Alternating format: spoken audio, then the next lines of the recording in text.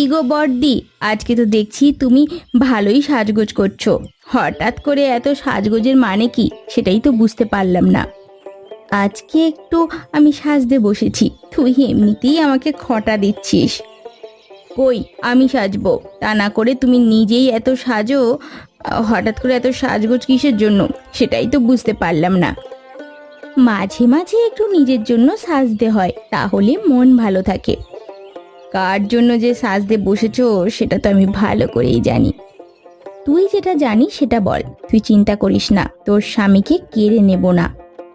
কি যে বলো না তুমি, আমার একার স্বামী কেন, তোমারও তো স্বামী, তুমি তো আর কেড়ে নেবে না, আমিই কেড়ে নিয়েছি হয়তো। তোর যে কোনো দোষ নেই সেটা আমি ভালো করেই জানি। আমার স্বামী মানুষটাই ভালো না। তুই যদি আগে ভাগে আমার কথা জানতে পারতিস তাহলে যে তুই এখানে আসতিস না বউ হয়ে সেটা আমি ভালোই বুঝতে পারছি, কিন্তু তোকে তো কিছুই বলেনি। লোকটা খারাপ। তুমি মন খারাপ করো না, আমি তোমাকে সাজিয়ে দিচ্ছি, এই দিকে এসো। তুমি যে কিভাবে কি করো সেটাই তো বুঝতে পারি না সুকান্তদা। সামান্য আমার মতো মাঠে কাজ করো, দুটো সংসার কিভাবে যে চালাও সেটাই তো বুঝি না। কিসের দুটো সংসারের কথা বলছো? আমি কি সংসার ভাগ করে ফেলেছি নাকি?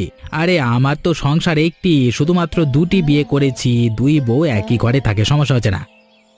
দিনকাল তো ভালো যাচ্ছে না, কিভাবে সংসারটা চালাও সেটা নিয়েই তো আমি চিন্তিত।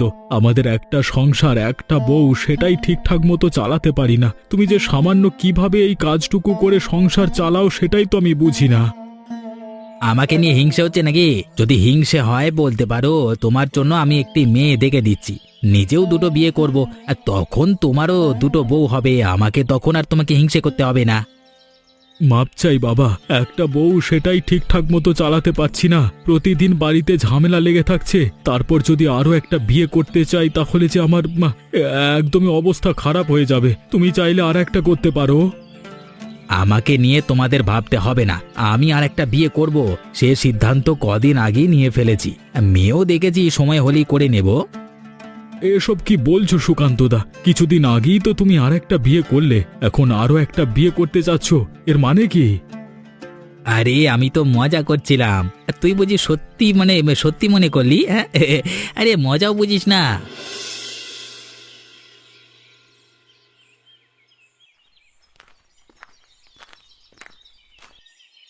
কি গো রাধিকাদি, কোথায় যাচ্ছ তুমি? কোথাও না, বাজারের দিকে যাচ্ছি। বাজারে একটু টুকটাক কাজ আছে, ঘরের জন্য টুকটাক কিছু জিনিসপত্র দরকার, সেই জন্য যাচ্ছি। তুমি এদিকে কোথায় যাচ্ছ রতনদা? আমি তো তোমাদের বাড়ির উদ্দেশ্যেই যাচ্ছিলাম, তোমার সাথে কিছু গুরুত্বপূর্ণ কথা আছে, সেই জন্যই তোমার বাড়ির উদ্দেশ্যে যাচ্ছিলাম। তোমার সাথে এখানে দেখা হয়ে ভালোই হলো, এখন আর আমার কষ্ট করে তোমার বাড়িতে যেতে হবে না। আমার সাথে গুরুত্বপূর্ণ কথা? কি এমন তোমার গুরুত্বপূর্ণ কথা, তাড়াতাড়ি বলো। আমি তো আবার বাজারের দিকে যাব, বাজার শেষ হয়ে গেলে জিনিসপত্র পাবো না কিন্তু। আমি যে কথাটা তোমাকে বলবো, তোমার বাজার আনার চেয়েও সেই কথাটা তোমার কাছে খুবই গুরুত্বপূর্ণ। বাজার পরেও করতে পারবে, আগে আমার কথাটা শোনো, তাহলে বেশি উপকৃত হব। আচ্ছা ঠিক আছে, তাহলে বলো, শুনতে পাচ্ছি তো আমি। তুমি তো ভালো করেই জানো সুকান্তদা ও আমি একসাথে একই ফসলের মাঠে কাজ করি। আজকে কথায় কথায় সুকান্তদা বলল তিনি নাকি তৃতীয় বিয়ে করতে যাচ্ছে। আমি তাকে যেইমাত্র এ কথা নিয়ে কথা বললাম, তখন তিনি হেসে উড়িয়ে দিচ্ছে, বলে কিনা মজা করেছে। তবে তার কথা আসলেই মজা নয়, তিনি কথার মধ্যে সত্যিটা প্রকাশ করে দিয়েছেন ভুলে। তোমাদের বলবার দরকার ছিল, সেই জন্য বললাম। এখন দেখো তোমরা কি করতে পারো। তবে হ্যাঁ, আমার কথা আবার বলো না কিন্তু সুকান্তদাকে। আচ্ছা ঠিক আছে রতনদা, তোমাকে ধন্যবাদ। আমি সুকান্তকে তোমার কথা কিছু বলবো। এখন বাজারে যাব না, বাড়ি যাচ্ছি, তুমি যাও।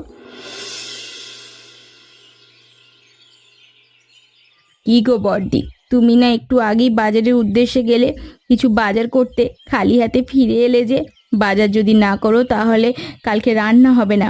সমস্যা হয়েছে নাকি? টাকা ফুরিয়ে গেছে নাকি টাকা হারিয়ে ফেলেছো? কি যে বলিস না তুই অনুরাধা, আমি কি বাচ্চা মানুষ নাকি যে টাকা হারিয়ে ফেলবো? তাহলে তুমি বাজারে গেলে আর তাড়াতাড়ি এই তো দেখছি ফিরে আসলে। মনে হচ্ছে তো বাজার অবধি যাওনি, ফিরে আসলে কেন সেটা তো বলো। বাজার করার চেয়ে ভাবলাম তোকে একটা কথা বলার আছে। আমারও কাছে কথাটা গুরুত্বপূর্ণ মনে হলো, সেই জন্যই বাড়ি ফিরে আসলাম, তোকে বলার জন্যই সেই কথাটা। এমন কি কথা যে তুমি বাজার ছেড়ে আমার এখানে চলে আসলে? আমাকে বলার জন্য নিশ্চয়ই গুরুত্বপূর্ণ কিছু হয়েছে, বলো তো শুনি। আমার কপাল তো আগেই পুড়েছে, আমি চাই না আমার মতো তোর কপালটাও পুড়ুক। সেজন্যই আমি এই কথাটা তোকে বলতে চাচ্ছি। শোন তাহলে, আমি রতনদার কাছ থেকে শুনে আসলাম সুকান্ত নাকি আবার নতুন বিয়ে করতে যাচ্ছে। তোকে বিয়ে করেছে এখনো পর্যন্ত 1 বছরও হয়নি, এর মধ্যে যদি আরও একটা মেয়েকে বিয়ে করে আনে, তোর সংসারটা আমার মতো ভেঙে যাবে। আমার কপাল থেকে সুখ চলে গেছে, আমি চাই না আমার মতো তোরও এই একই অবস্থা হোক। এইসব তুমি কি বলছো? আমি তো কোনোভাবেই বিশ্বাস করতে পারছি না। সুকান্তকে আমি ভালোভাবে চিনি, যেহেতু একবার বলে ফেলেছে সেই কাজ করবে, যেভাবেই হোক তাকে আটকাতে হবে। তোর আর আমায় মিলে এই কাজটা করতে হবে। আজকে বাড়ি আসুক, মজা দেখাচ্ছি আমি।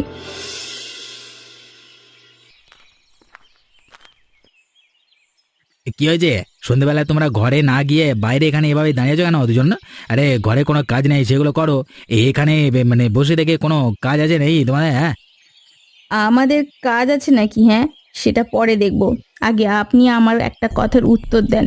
আপনি কেন এসব ভাবছেন, এসব করতে চাচ্ছেন?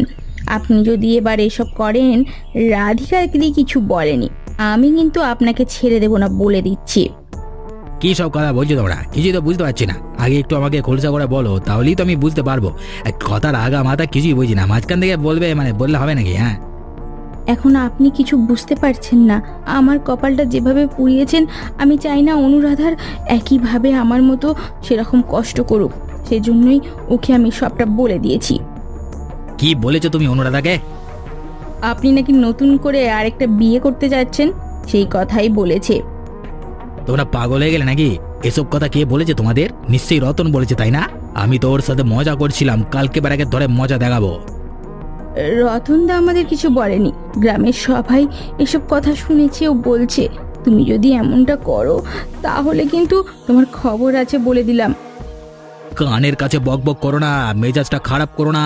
ঘরে চলো, সেখানে গিয়ে কথা বলছি। আমি অনেকক্ষণ ধরে তোমার জন্য অপেক্ষা করছি, এত দেরি করে তুমি এখানে আসলে কেন? তোমার হাব ভাব আজকাল কিছুই তো বুঝতে পারি না। তুমি কি চাচ্ছ বলো তো, সেটাও তো বুঝতে পারছি না। আমরা তো অন্য সব সময় লুকিয়ে লুকিয়ে দেখা করছি, হঠাৎ আজকে নদীর ধারে এখানে ডাকলে কেন? কত মানুষজন আছে, যদি দেখে ফেলে বদনাম হয়ে যাবে না? বদনাম হওয়ার কোনো কারণ নেই।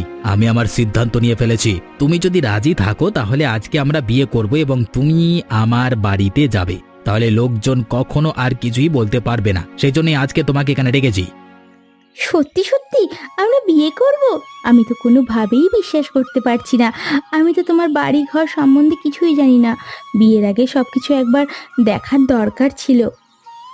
শুনলাম তোমার তিন কুলে কেউ নেই, দাদির কাছে নাকি মানুষ হয়েছো, তিনিও নাকি তোমাকে দেখতে পারেন না। সেজন্যই আমি তোমার সাথে সুসম্পর্ক গড়ে তুলেছি। তোমার মায়ায় পড়েছি। এতদিনে তুমি আমাকে বিশ্বাস করতে পারলে না, এখন কিনা আমার সবকিছু জেনে তারপর তোমাকে বিয়ে করতে হবে আমাকে? আমি তেমন কিছু বলছি না, তুমি আমাকে ভুল বুঝো না। যদি তেমন কিছু না হয় তাহলে চলো আজকে আমরা বিয়ে করে ফেলি। আচ্ছা আচ্ছা, ঠিক আছে, তুমি যেহেতু এত করে বলছো, আমিও তোমাকে পছন্দ করি, তাহলে আমাদের বিয়ে করে নেওয়াটাই উচিত। চলো বিয়ে করে ফেলি।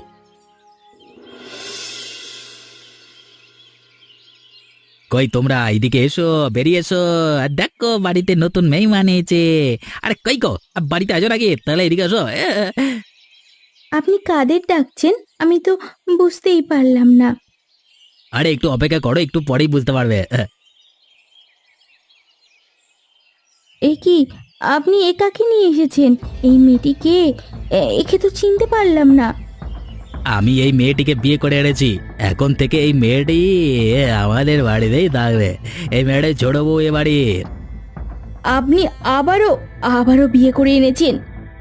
এইসব আপনারা কি বলছেন? আমি তো কিছুই বুঝতে পারলাম না। আবার মানেটা কি? আপনারা তার কি হন সেটাই তো আমি জানি না। বিয়ে করেছেন যখন, তখন শুনে জেনে বিয়ে করেননি কেন? আমি হচ্ছি তার দ্বিতীয় স্ত্রী। আমি হচ্ছি তার প্রথম বউ, আর তুমি হচ্ছ তৃতীয় বউ। না না, কোনোভাবেই বিশ্বাস করি না। তুমি তুমি আমার সাথে এভাবে মিথ্যে কথা বলে বিয়ে করে আনলে আমাকে এখানে। এটা ঠিক করনি, এটা ঠিক করনি। আমি তোমাকে দয়া দেখিয়ে বিয়ে করে এনেছি, সেটা তোমার 7 জন্মের ভাগ্য। যদি আমাকে বিয়ে করে তুমি সন্তুষ্ট না থাকতে পারো তাহলে তুমি এখন চাইলে বাড়ি থেকে চলে যেতে পারো, আমার কোনো সমস্যা নেই। আর তোমরা দুজনে এখানে বসে বেশি চেঁচামেচি করছো। বাড়ি থেকে যদি বের করে দিই তারপর কোথায় যাবে সেটা নেই ভাবো। আমার কোথাও যাওয়ার জায়গা নেই। আপনি আমাকে এখানে যেভাবে রাখবেন আমি সেভাবেই থাকবো, আমার সমস্যা নেই। যাও যাও, আমাদের জন্য ঘর তৈরি করো তোমরা দুজন। এভাবে কেঁদে কোনো লাভ হবে না। কাঁদিস না, মন খারাপ করিস না। এসব করলে কিছুই হবে না। নিজেকে নিজে সামলাতে হবে ভালোভাবে।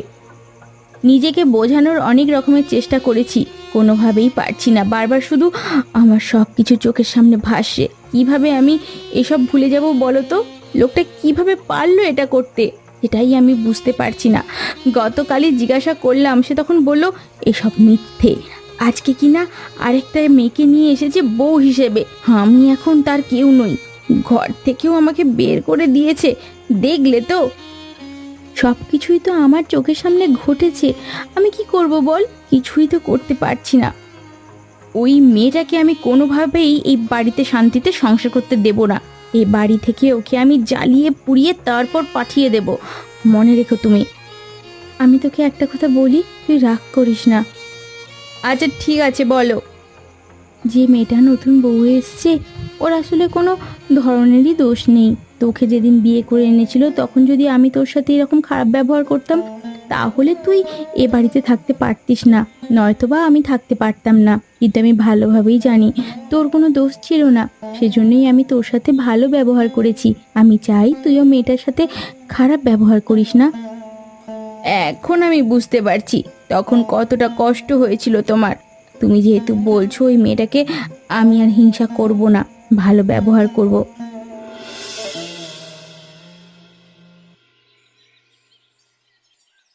আমি কি আপনাদের এখানে একটু আসতে পারি? এটা আবার অনুমতি নেওয়ার কি আছে? এখন তো এ বাড়ি তোমার, এ ঘরও সব কিছু তোমার। তুমি তো অবশ্যই আসতে পারবে। যখন অনুমতি নেওয়ার দরকার ছিল তখন না উনি, এখন এসে তালবাহানা করতে। অনুরাধা, তোকে আমি রাতে কি বলেছিলাম এ কথা তুই ভুলে গেছিস নাকি? আসো আসো মালতী, তুমি এখানে এসে বসো, কোনো সমস্যা নেই। আপনারা হয়তো আমার উপরে রেগে আছেন, রেগে থাকাটাও স্বাভাবিক। আমি যদি আপনাদের জায়গায় থাকতাম তাহলে রেগে যেতাম, শুধু রাগ করতাম না, হয়তো অনেক ধরনের ঝামেলা হয়ে যেত। কিন্তু আসলে আমার কিছুই করার ছিল নয়। আমি এসব কিছুই জানতাম না, তাহলে আপনাদের মাঝে আমি এসে ঢুকতাম না। তোমার আসলে কোনো দোষ নেই, দোষ হচ্ছে আমাদের, আমাদের কপালের। আমি যে এখন ফিরে যাব সেটাও সম্ভব নয়। আমার বাড়িতে আমার একমাত্র দাদি, বাবা মা কেউ নেই। দাদি আমাকে সব সময় অত্যাচার করে। কোনোভাবে এখানে বিয়ে করে এসেছি, ভেবেছি এখানে সুখে থাকবো। এসে তো আপনাদের সুখ আমি নষ্ট করে দিলাম। কেউ কারো সুখ নষ্ট করতে পারে না। যার যার কপালে যেসব লেখা আছে তার কপালে সেই সুখই থাকবে। তোমার এখানে কিছুই করার নেই। তুমি এখানে এসেছো, শান্তিতে থাকবে, শান্তিতে থাকতে পারবে, কোনো সমস্যা নেই। অনুরাধা তো তোমার মতো ছোট মানুষ, আস্তে আস্তে তোমাকেও তোমার মতো ঝামেলা, আস্তে আস্তে তোমাদের মধ্যেও ঝামেলা মিটে যাবে। আমি কারোর সাথে ঝামেলা করতে চাই না। আপনারা দুজনেই আমার বড় বোনের মতো। আমাকে আপনারা ভালোবাসেন, আমি আপনাদের শ্রদ্ধা করব। রাগের মাথায় হয়তো তোমাকে বকে ফেলেছি, তুমি কিছু মনে করো না। কোনো সমস্যা নেই, তবে আমাদের সবাইয়ের উচিত তাকে আটকানো। সবাই মিলে চেষ্টা করলে কিছু একটা করা তো যাবেই। আমরাও সেটাই চাই।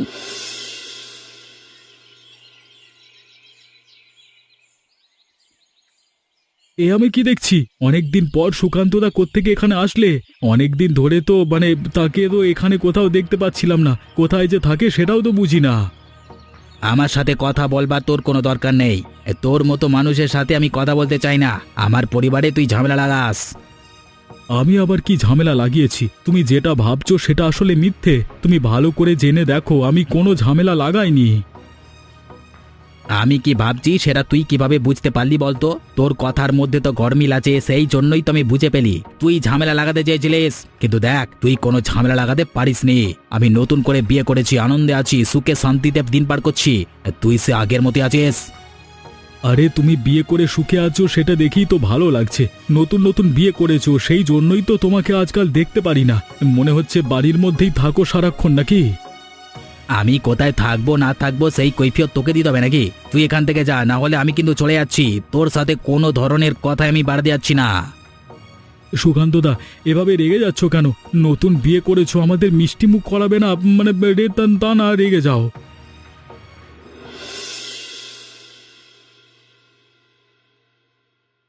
একে, তোমরা সবাই এখানে কিসের আসর বসিয়েছো? যাও যাও, যে যার ঘরে চলে যাও, তাড়াতাড়ি যাও। তোমার ইচ্ছে হলে আমাদের ডাকবে, ইচ্ছে হলে চলে যেতে বলবে, এটা তো কোনোভাবেই হবে না। তোমার মাথায় রাখতে হবে আমরা তোমার বউ। বউ হয়েছে তো কি হয়েছে? কাজ থাকলে বলো, না হলে চলে যাও। কাজ আছে নাকি এখন এখানে? আমার শরীরটা ভালো নাই, আমি একটু শোবো। আমাদের সবার তোমার সাথে কিছু কথা আছে, সেই জন্যই আমরা এখানে তোমার জন্য অপেক্ষা করছিলাম। মালতী, তোমাকে না বলেছি এভাবে ওদের আসতে দেবে না? আসতে দিলে কেন? তারা তারা দুজন আমার বোন, অবশ্যই তারা ঘরে আসবে। তোমাকে কি বলতে চাচ্ছে সেটা শোনো তুমি। আচ্ছা, সবাই একজোট হয়েছে তাই না? তোমার জন্য আমাদের এমন একজোট হতে বাধ্য হওয়া লেগেছে। আচ্ছা ঠিক আছে, একজোট হয়েছে, ভালো হয়েছে। এখন কি বলতে চাচ্ছ বলো তো? আমরা আপনার কাছে বলতে চাইছি, আপনি তিনটে বিয়ে করেছেন, আমরা সবাই একসাথে মিলেমিশে আছি। এখন থেকে আপনি একটু ভালো হওয়ার চেষ্টা করুন, আর এই সবের মধ্যে না থাকাই ভালো। আপনার সংসারে একটু ভালোভাবে মন দিন। সংসারে কি আছে না আছে, কি খেয়ে আমরা দিন যাপন করছি, সেসব তো আপনি ভাবছেন না। আচ্ছা ঠিক আছে, তোমরা যেহেতু এত করে বলছো, আমি নিজেও ভেবে দেখেছি। এসব বাদ দিয়ে এখন থেকে আমি সংসারে মন দেব। যা যা লাগে কাল থেকে আমাকে বলবে, সব কিছু এনে দেব, ঠিকঠাক মতো কাজ করব। এখন তোমরা যাও, আমি একটু শোবো, আমার শরীরটা খারাপ। তোমরা তিনজনে এখানে বসে আছো? আমি তো বাড়ির মধ্যে তোমাদের খুঁজছিলাম। আরে রতনদা, যে হঠাৎ করে অনেকদিন পর আমাদের বাড়িতে, কি উদ্দেশ্যে? এতদিন তো তোমরা ভালোভাবেই চলাফেরা করছো, সেই জন্য এই দিকটা আসা হয়নি। সুকান্তদা এখন আর আমার সাথে কথা বলে না তেমন একটা, সেজন্য আসি না। তিনি আবার কি নাকি মনে করেন। আপনার যখন ইচ্ছা আপনি তখনই আসতে পারেন, সেসব নিয়ে আপনার চিন্তা করতে হবে না, আমরা সামলে নেব। আজকে হঠাৎ কি মনে করে রতনদা, বলো না শুনি। এতদিন তো সবকিছু ভালোই ছিল, আমিও তোমাদের কাছে কিছু বলিনি। নতুন একটা খবর শুনতে পেলাম, সেই জন্যই তোমাদের কাছে আসলাম। সেটাই বলবার জন্য। আবার নতুন কি খবর শুনতে পারলে রতনদা, বলো। গ্রামের সবার মুখে শুনছি সুকান্তদা নাকি আরও একটা নতুন বিয়ে করবে। পাশের গ্রামের কোনো এক মেয়ের সাথে প্রায় সে গ্রামে তাকে দেখতে পাওয়া যাচ্ছে। তাকে সবাই বলা বলি করছে এবারে নাকি তিনি সেই মেয়েটিকে নিয়ে ঘরেতে গিয়ে তোমাদের যত গহনা আছে সেগুলো নিয়ে পালিয়ে যাবে। সত্য মিথ্যা আমি জানি না, শুনলাম, সেই জন্য তোমাদের সতর্ক করবার জন্য আসলাম। তোমরা এখন কি করবে নিজেরা ভেবে দেখো। রতনদার কথা একদম সঠিক। গত 2-3 দিন আগে তিনি আমার গহনার কথা জিজ্ঞাসা করেছিলেন, কোথায় রেখেছি সেটাও জিজ্ঞাসা করছিলেন। রতনদার কথা তো পুরো মিলে যাচ্ছে তাহলে। তোমাকে অনেক অনেক ধন্যবাদ রতনদা, তুমি যাও। আজকে এর একটা দফা দফা করেই আমি ছাড়ব।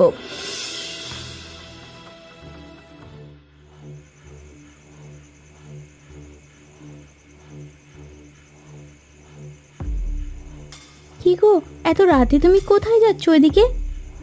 তুমি না ঘুমিয়েছিলে, হঠাৎ করে জেগে গেলে কেন? আমি একটু বাইরে যাচ্ছি, কাজ আছে, তুমি ঘুমাও ঘুমাও। বাইরে যাচ্ছ এত রাতে? ভালো কথা। হাতে ওইগুলো কি? আমার হাতে কি আছে সে জেনে তোমার কাজ নেই, তুমি ঘুমাও বলছি। রাধিকা দি, অনুরাধা দি, কোথায় আছো তোমরা? তাড়াতাড়ি আসো এখানে। আরে আরে, তোমরা দুজনে এখনো দাঁড়িয়ে আছো কেন? দাও দাও, ভালো করে বঁটি দিয়ে কোপাও ওকে। উচিত শিক্ষা না দিলে ওর হবে না। একে একে 3টে বিয়ে করেছে, আবার বিয়ে করতে চাচ্ছে। তোমরা এসব কি করছো? না না, আমাকে কোপিও না। তোমরা সবাই মিলে যদি আমাকে কোপাও তাহলে তো আমি মরেই যাব। আচ্ছা ঠিক আছে, ওকে কোপাতে হবে না। কোপালে দেখা যাবে আমরাও জেলে যাব। তখন এক কাজ করি, ওকে নারী নির্যাতনের মামলা দিয়ে দিই, সারা জীবন জেলে পচে মরবে। তোমরা আমার সাথে এমন করো না, আমি ভুল করে ফেলেছি, আমার আমার কখনো ভুল করবো না, আমি আর কখনো বিয়ে করব না। এখন থেকে তোমরা যেটা বলবে সেটাই শুনবো, আমাকে এবারের মতো ক্ষমা করে দাও। মনে থাকবে তো এই কথা, আমরা 3 সতীন মিলে একটা সংসার করছি, তুমি 3 বউ নিয়ে সংসার করতে পারছো না কেন? হ্যাঁ, এখন আমি সব কিছু পারবো, তোমরা আমাকে ক্ষমা করে দাও, আমি ভুল করেছি। এখন থেকে সুখে শান্তিতে সবাই মিলে থাকবো, আমার ভুল হয়ে গেছে। আচ্ছা ঠিক আছে, তোরা থাম, যেহেতু ভুল বুঝতে পেরেছে এবারের মতো ক্ষমা করে দিই, পরে এমন করলে একদম মজা বুঝিয়ে দেব। এরকম মজার মজার গল্প দেখতে হলে আমাদের চ্যানেলটা সাবস্ক্রাইব করতে ভুলবেন না।